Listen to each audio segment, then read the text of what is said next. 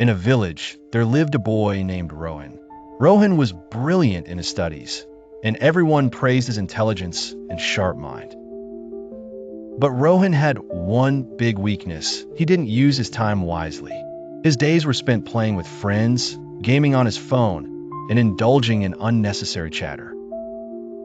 His parents tried many times to explain the value of time to him, but Rohan couldn't grasp how precious time was.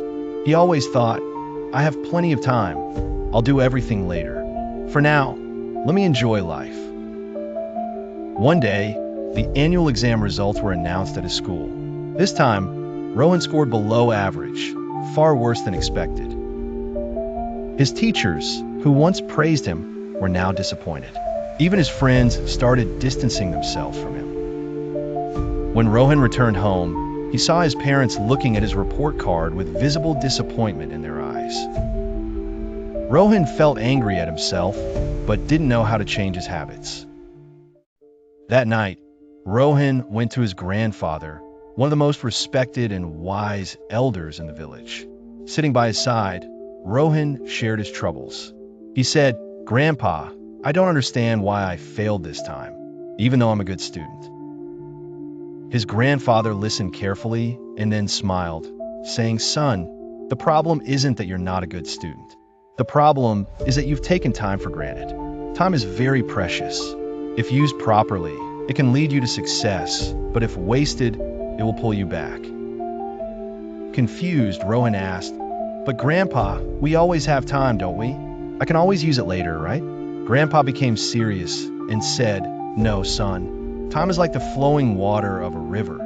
Once it flows away, it never comes back.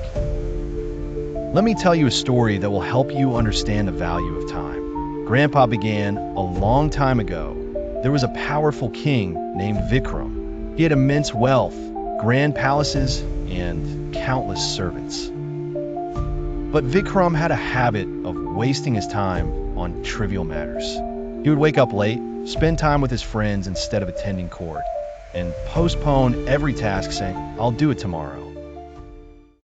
One day, a sage visited the king's court. The sage said, 'Your Majesty, you have everything, but you're wasting your most valuable treasure, time. If you don't use it wisely, one day you'll regret it deeply.' The king laughed and dismissed the sage's warning, saying, 'I have plenty of time. I can do whatever I want whenever I want.' The sage cautioned him, 'Don't take time lightly. It can ruin even the greatest of kings.' But the king didn't listen. Years passed, and the king grew old. His health deteriorated, his kingdom weakened, and his soldiers began losing battles.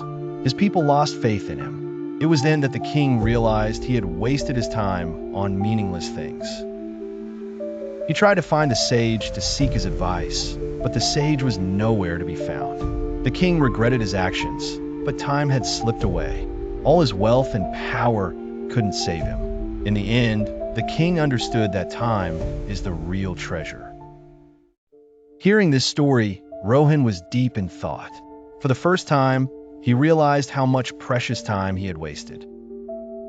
He asked his grandfather, "Grandpa, can I still change my life by using my time wisely?" Grandpa smiled and said, "Of course, son. The wheel of time never stops.